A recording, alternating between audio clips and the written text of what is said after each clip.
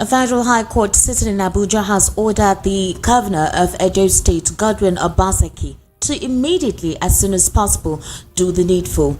And then back to the Central Bank of Nigeria recently has urged Nigerians to embrace alternative means of payment for their daily transactions as it raises alarm over the increased circulation of fake naira notes. In a statement earlier today, the spokesperson of the Apex Bank, CD Ali Hakama, detailed that counterfeit banknotes, especially the high denominations, are currently circulating in food markets and other commercial centers across the country. The Apex Bank urged deposit money banks and other financial institutions to be more vigilant and take necessary measures to curtail the circulation of these fake banknotes.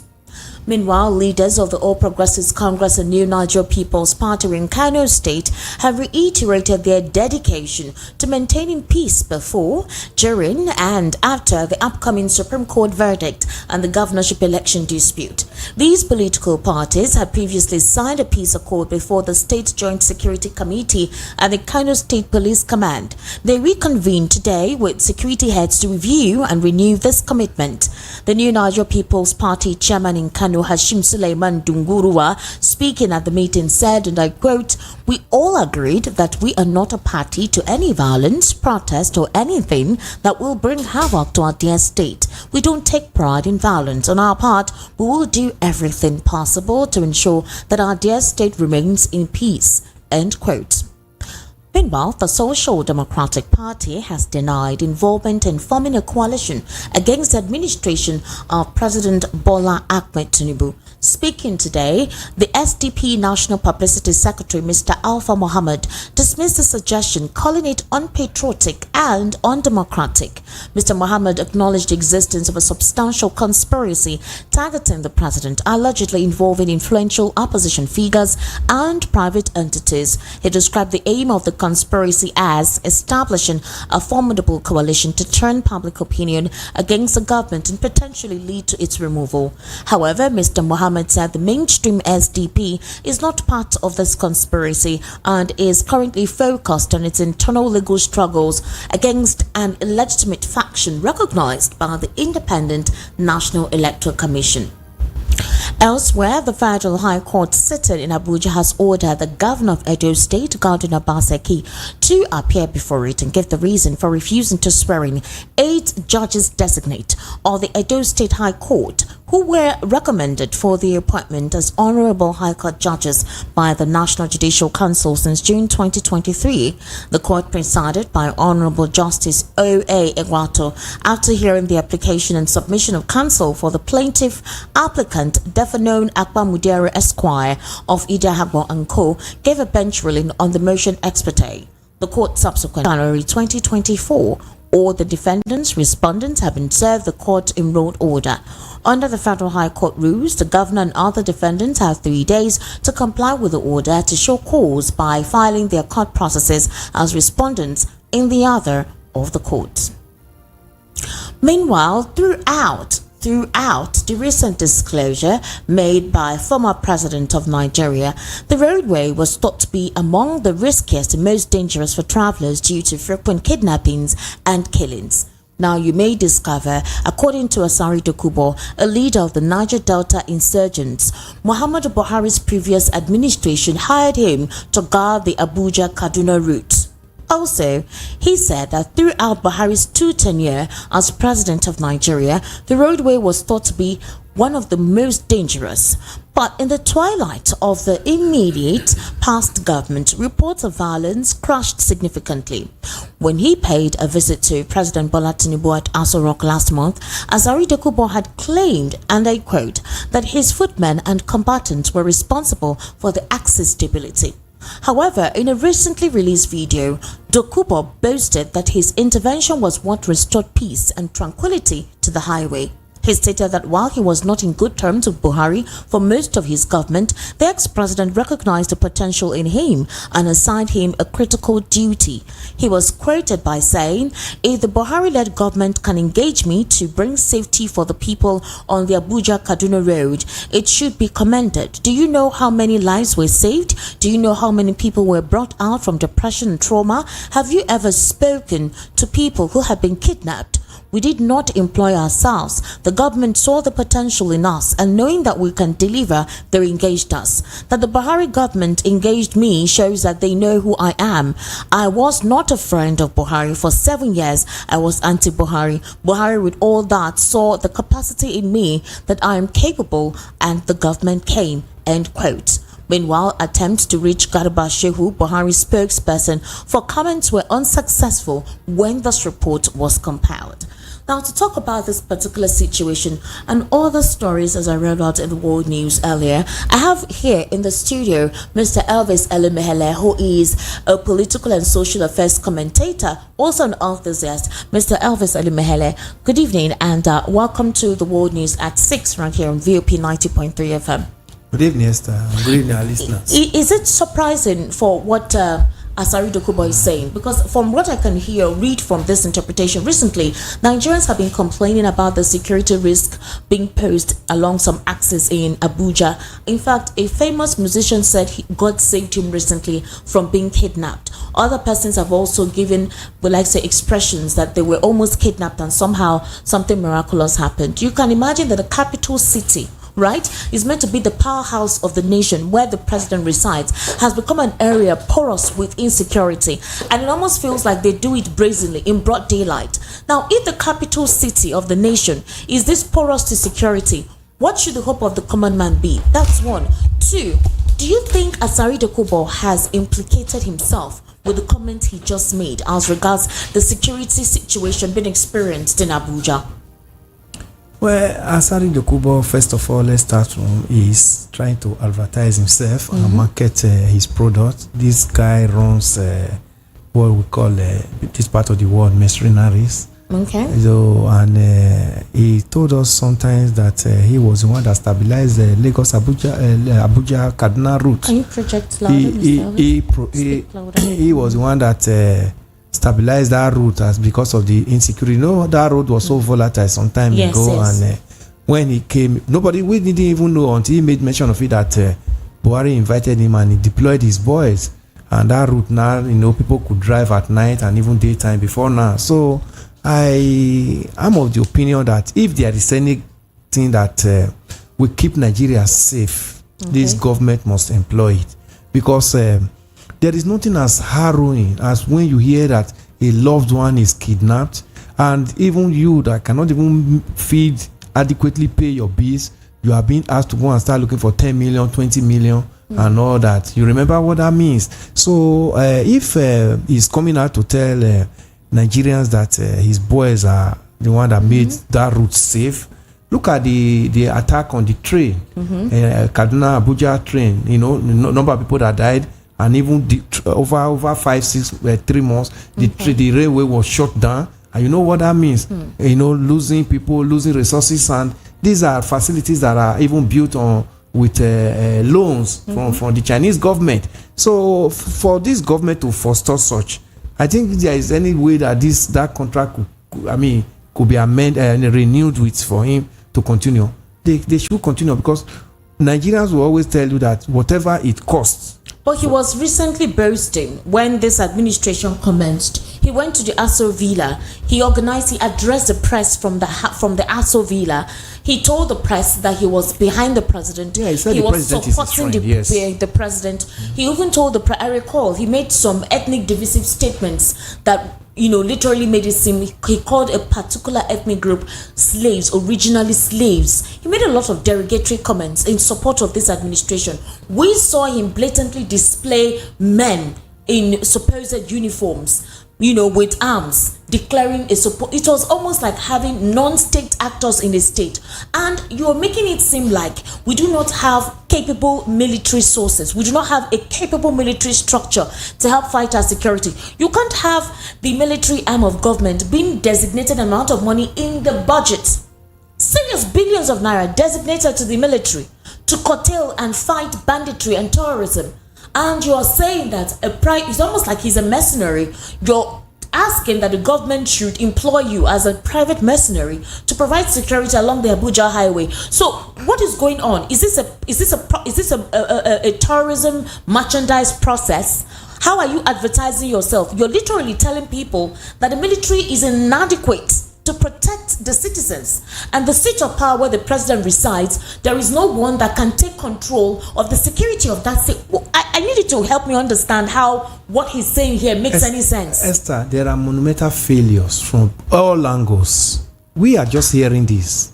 Remember when the attack happened, everybody was, talking, people died and all of that. So I don't know how Buhari brought him into that route to safeguard that route. We were not aware of it until when he went into Aso Rock and told Nigerians that it is his boys that brought stability between Abuja and Kaduna. Nigerians were not aware that his boys are on that route. But Buhari's government was aware. Let me tell you, Buhari's government fought nothing in Nigeria. We saw armed forces decayed. We saw almost the economy. So if he brought in mercenary to safeguard Nigerians on that route, and Nigerians could do business, what can you say? Now a new government has come in. A new government if the new government is not towing the parts of the former government, then we will be happier, because we saw the former government very completely Mr. Elvis, failed. What any other individual can interpret from this is the fact that now that you and your contract with the government has not been renewed, insecurity has befallen that route. You do know that he could curate that insecurity in that route so that his contract can be speedily renewed. Is it possible that that could be the case? It can, because his boys are there. They could turn the other way around. But you're literally holding the seat of power to ransom. That's to tell you now that this new government has to deploy armed forces and have to strengthen Nigerian armed forces to do their job. There is a lacuna. That's why you are not bringing in mercenaries to safeguard Nigeria within the internal security system of this nation, which is not supposed to be. We are not fighting any external war that will say, okay, Nigerian soldiers are not enough, let's bring him. We are talking about securing Nigerians within Nigeria, and which means the government over these years has completely failed. Something is wrong somewhere. So this new government has to look into that, especially if they are not going to continue with the trajectory of the former government. They have to quickly look into it, because if the contract is not going the way of this man that is talking about, Asari Dokubo, he could turn the other way and become negative to Nigerians instead of protecting Nigerians. So if this government is withdrawing him, they must be able to put the armed forces in place to keep Nigerians safe on all the routes. Is this not embarrassing to the administration of President Bola Ahmed Tinubu? Absolutely embarrassing. This embarrassment started with Buhari's administration. Remember when Buhari was coming in 2014, 2015, we were told that he's a retired general and that he fought during the Montesena armed force, terrorists attacked Nigeria. He was the one that repelled them into Republic of Benin and Republic Chad and Niger. So Nigerians were like 3 months, 6 months insecurity, Boko Haram and all that were going to be a thing of the past in this nation. But we saw 8 years of Buhari's regime that even Buhari's convoy were being attacked. Mr. Elvis, 200 billion naira in the 2024 supplementary budget has been earmarked, which is aimed at combating terrorism and banditry in the 2024 budget. And you're telling me this is just for 2024? Yes. Now, over time, even when we had the other Chief of Army Staff, Borotai, we had a serious amount of money allocated for buying armaments, buying drones, buying what do you call those? Even the Tucano helicopters so that were brought in. How are you telling me that the Nigerian military up till now cannot safeguard the Abuja-Kaduna highway? That's one. Recently, we saw the prison breakout of the Kuje prison breakout. Yes. Mr. Elvis, I'm sorry. I seem to be the moderator here, but let's be realistic with ourselves.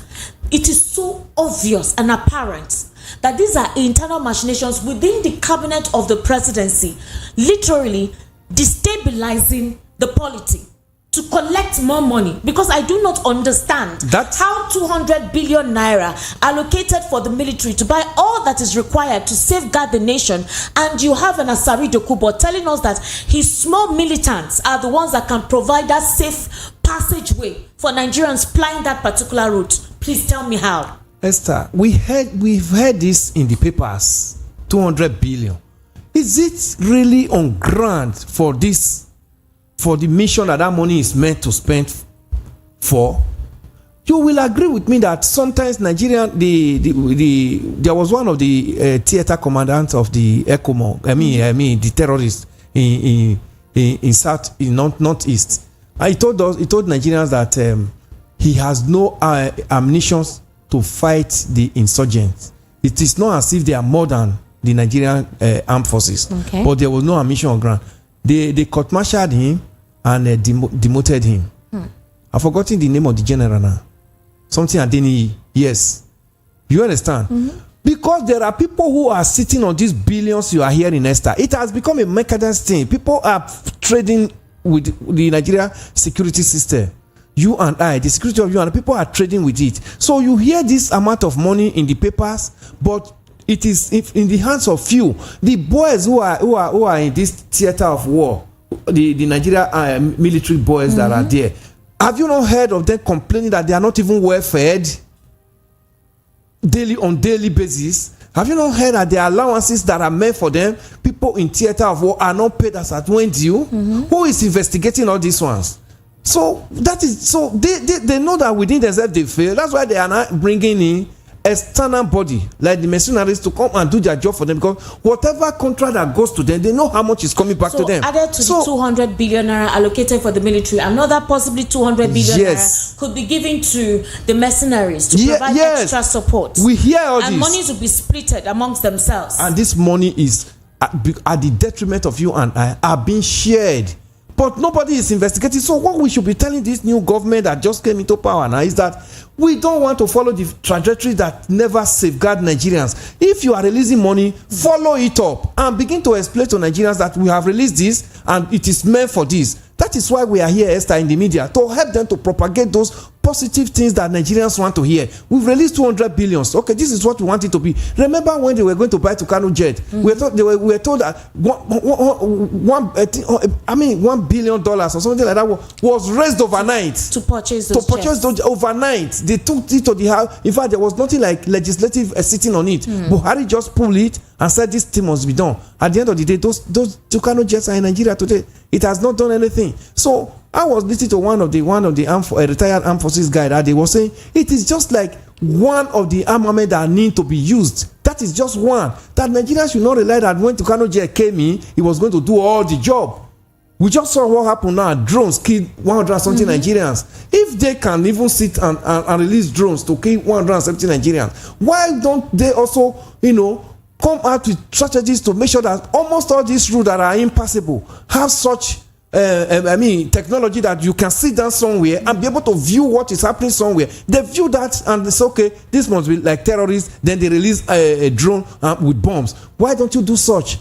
They know what to do, but they have not been given the opportunity to do it, because the people who are going to give them the opportunity are beneficiaries of these billions you are hearing, giving out to contractors, giving out to buy armament, and at the end of the day, most of these things are not even available. We just hear them and read them. If it was not because of the politics and the propaganda that followed the Tucano jet, I'm telling you, Esther, those jets would have just been in the news and we will not see them. There are so many things that money have been released for that we don't hear about. They will tell you security is not meant to be discussed outside and security budget is not meant to be discussed. But if you are releasing money and Nigerians are not secured, we have to say it. Mr. Elvis, President Tinubu, during the 17th convocation ceremony of Nnamdi Azikiwe University in Awka, by the Director of Tertiary Institutions, has said that his government is working hard to stop industrial actions in universities across the country. And the President said, we are aware of the challenges facing higher education in Nigeria, and we are addressing it strategically and holistically. And he also made mention of the fact that efforts are being made to address the infrastructure and human capital deficiencies through TET Fund, and that it is a desire of government that industrial action would be a thing of the past. Now, apparently, the the vice chancellor of the institution made some remarks about, the students, postgraduate students, and all of that. But the president is saying that he doesn't mind killing himself. He must make sure that anything that has to do with strike in Nigeria stops. The question is, do you believe that the president will commit himself to that level to ensure that anything about strike stops? Because he has put his life on the line with the statement that he made. Well, I want to thank him for even coming up with such serious statement, because what we saw in Buhari's regime, remember 8-9 months ASU was on strike, children were all at home. We don't want a repetition of that, because you are dealing with the life of youth. This young men and women that you just abruptly close school and they're at home. Do you know the psychological effect it has on them? Some of them before the end of that 8 months, some of them went in, some died, some have gone into different crimes, some of them we became wives, accidental wives, that were not planned for. So if he is giving this assurance now, Esther, before this time next year, we'll remind him. If anything happened within the education sector, we'll remind him. I'm happy that he has made this, but I'm also happy that he is making it in the front of intellectuals. When you are talking about university system in Nigeria, or anything that has to do with higher institutions, you are talking that's the brain hub of intellectuals. Yeah. So if he's making this, he has to be very close with ASU body, so that whatever is coming out that needed to be arrested urgently, it should be done, especially the infrastructural decay in Nigeria universities. Esther, you need to look into it, because you can't begin to chunk out graduates, and when they come out, even the roadside mechanic or electrician that are better off than electrical engineers and mechanical engineers that are coming out of Nigerian universities. So I'm happy that he made this, but we have to begin to remind him. Then education budget, we saw it in this year's budget now, that education is taking the third position. It's second position after defense. You have education, then you have a health. So let him begin to improve on it. That subsequent budget from now to the next 4 years, we begin to see that education is giving that expected position it's supposed to take. 25% is what the United Nations says the education budget of any country should be. It's not going to start. It's not going to be. From this first year, but let us begin to see that he's releasing more money. Then the university is being equipped. Then at a time we have foreign students in Nigeria. Nigerians will not begin to run abroad because they're of strike. Which brings me back to my next question, because you're making very candid points, and it may be very difficult for people to believe the president when he makes utterances like this, because of the way monies are being spent on frivolities ever since he commenced, as the president of this administration. Reports have revealed that the recent COP28 that he attended, more than 1 billion naira was spent, both for official and unofficial aids that accompany the president. Now, Peter Obi has actually blasted the president on amount of monies in the 2024 budget which were set aside for things he considered to be frivolous. For example, he is saying that there are serious concerns concerning the allocation outlined in the proposed 2024 budget. In a statement on his X, Obi highlighted excessive expenses projected for renovating the official residence of the Vice President, Kashim Shettima, and saying, why can't this 15 billion naira be sidelined for the filling of police vehicles, for the vehicles of police officers? That's one aspect. He also queried why presidential trips and office renovations should be worth over 65 billion naira when there are other official and public institutions where this money will be infused into that can have direct impact in the lives of the people. Peter Obi really did a serious blasting, and other persons have actually called the president several derogatory names. What's your take on Peter Obi's reaction? First of all, I have to appreciate that type of analysis. Last time we were talking about opposition coming out strongly to be like a kind of shadow government to what we are seeing, so that every step the government takes, somebody is monitoring it and be able to critically analyze it and bring it forward before then. That's a good one. But I want to also let Peter Obi and Nigerians know that whatever promises that this government is making, we should follow it up. Like the COP28 that just ended. Yes. Nigerians followed it. But the president has come back. You will agree with me that Nigerians followed so much and be able to, even when the conference was ongoing, Nigerians have already been able to know how much the government has set aside to be wasted in that conference, whether it is beneficial or not. You understand? That shows that we are now getting more enlightened with government affairs, and it must have to continue, because 15 billion for the building of the vice president's house is irrelevant. But they said that money is something that was already approved since the time of former President Goodluck Ebele Jonathan. So yes, it's not something but that was put aside now. But the economy at the time, is it better now? Is the economy better now? That's the thing. It was set aside because Jonathan's government thought Nigeria was not having such money and the economy was not good enough for such. But now it's even worse now. So I don't even see any reason wwhy this government should go and resurrect such thing. And are you trying to favor him and to placate him when Nigerians cannot eat? In fact, in regards to security, Peter Obi expressed dismay at the significant funds set aside for transportation and office refurbishment within the presidency, and he questioned the prioritization of these allocations over critical areas like internal security, which brings us to the recent kidnappings along Abuja-Kaduna Highway and even Benin. Is that right now? Biniore is also another critical point. I read somewhere that these kidnappers are planning to ensure that they come, very close to the state. Realize that airports are being close. Benin Warri is another dead route. Then the whole of Warri Port Harcourt, that the east-west road, is deadly. It's deadly. So that I expected that part of all this frivolous expenditure we are seeing with the government should be channeled through the security system. But again, when we are talking about security, so we are still talking about Esther. Let it get into the hands that we actually do the job that is expected of them to do. It's not as if money have not been voted for security over the years, but it is going into the hands of few people, because it is in this part of the world, security budget is usually not audited. So people just come and squander it the way they like. Look at Buratai when he was chief of army staff and all his colleagues, chief of naval and air force. It became a problem. Nigerians were saying these people have overstayed, nothing was working, that they should be removed. We saw Buhari removing them and giving them an ambassadorial position to pay them back for the good job they did at the detriment of Nigerians. So those are the things we're talking about now. Nigerians are calling out that this chief of army staff should resign because of what happened in Kaduna. So we want to see Nigerians, being part of the government, so that we begin to let them know that where it is pinching us, it is not a situation where we leave the government or the National Assembly. National Assembly members are not going to do our bidding, because we have already seen now that National Assembly is like another arm of government of the executive. Look at when he presented the budget. Look at the song that came up in the house, "On Your Mandate We Shall Stand." Is that how it's supposed to be? Instead of singing the national anthem.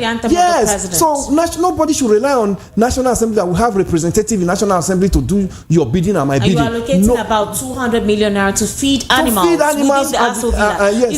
Is there a grazing site in the Aso Villa? It is not. Or is there a ranch where the horses are there? There are no cows poultry. Are there and poultry? There are not. Maybe there is, because I don't understand how you are allocating 200 million naira to feed animals. And you have Nigerians dying of hunger. Yes, you remember in the budget you see computer every year is being changed in Aso Rock. Are they obsolete? How many people are using the computer? How many is the president even that so computer savvy?